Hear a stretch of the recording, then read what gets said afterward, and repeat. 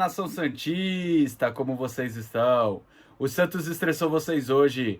Hoje não. Meu nome é Gabriel Zupo do canal Sincero Santos. Não esqueçam de se inscrever no canal, curtir e compartilhar o vídeo e ativar o sininho. E para você que tem Instagram, seguir o canal, @Sincero Santos, tudo junto, sem espaço. Lembrando que lá eu tenho a parceria com a página Torcida Alvinegra, onde faço uma live semanal com um resumo da Semana do Santos e também tiro as suas dúvidas. Bom, gente, o tema de hoje é a provável escalação do Santos contra o Guarani. O jogo vai ser no Brinco de Ouro, às 9h35, nessa quarta-feira. Bom, como sempre, antes das prováveis escalações, eu trago aqui o histórico de confrontos, onde Santos e Guarani se enfrentaram 183 vezes. O Santos ganhou 100, empatou 39 e perdeu 44 vezes. Ano passado as equipes se enfrentaram e acabaram empatando em 1-1.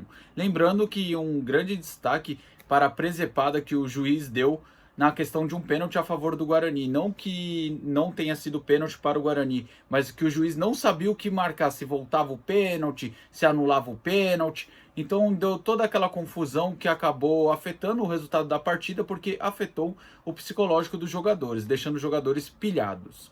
Bom, sem mais enrolação, vamos às prováveis escalações. Bom, o Santos foi apurado por informações do Globo Esporte. O Santos pode ir de duas formas para o jogo contra o Guarani. A primeira é em caso do Ângelo não jogar, por causa que o Ângelo infelizmente perdeu o seu avô.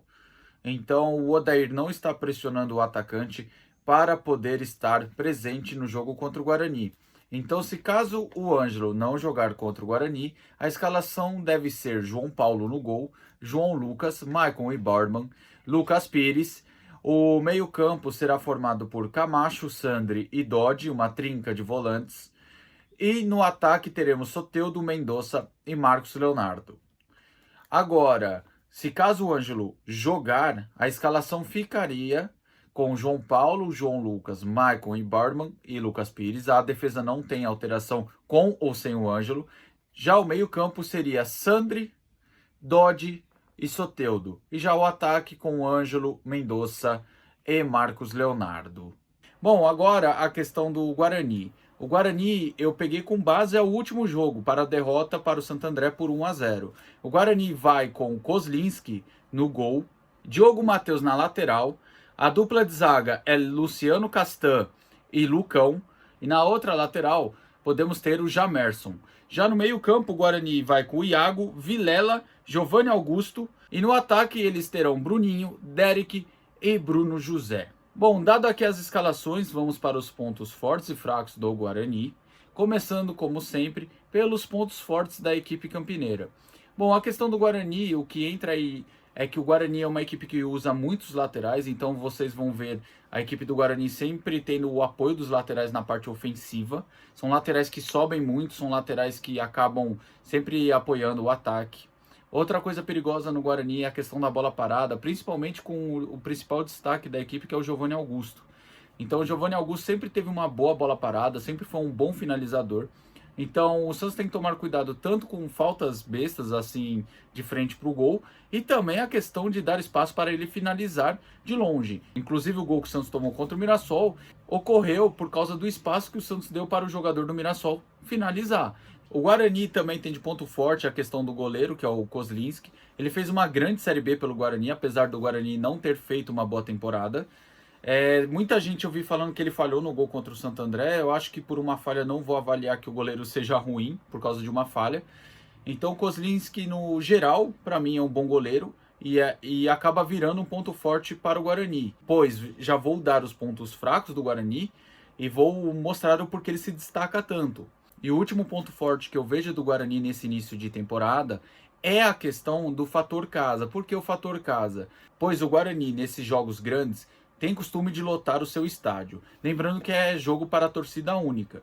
Então o Santos vai enfrentar o Guarani com o estádio praticamente 100% da torcida do Guarani.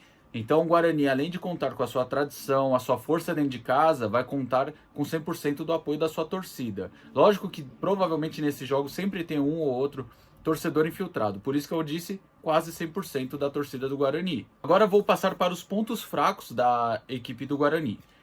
A zaga é lenta, como eu falei, o Lucão e o Luciano Castan são uns zagueiros que não passam muita segurança, são zagueiros que têm dificuldade na saída de jogo. A gente viu o Castan jogando pelo Coritiba, a dificuldade que ele tinha, e também o Lucão, para quem não sabe, é aquele Lucão que jogou no rival do Morumbi, que é um zagueiro cheio de defeitos técnicos, a gente lembra disso. Então o Santos pode se aproveitar dessa lentidão, dessa dificuldade que o Guarani tem na questão da sua dupla de zaga.